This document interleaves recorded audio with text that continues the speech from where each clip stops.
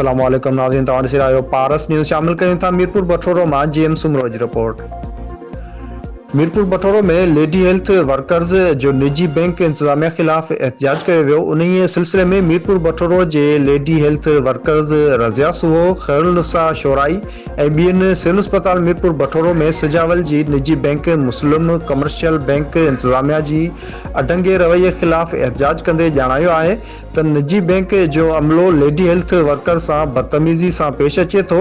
हिननि चयो त पघार वठण लाइ वञण वक़्तु गुज़िरियल ॾींहं खेनि धिका ॾिना विया, बैंक अंदरि वञण खां रोकियो वियो, जॾहिं त अॻु बि केतिरा भेरा खेनि बैंक अमले जे अडंगे रवैये खे मुंहुं ॾियणो पियो आहे, जंहिं सबबु लेडी हेल्थ वर्कर्स खे मुस्लिम कमर्शियल बैंक जी ठटे ब्रांच मां पघार वठण लाइ पंधु करणो पए थो।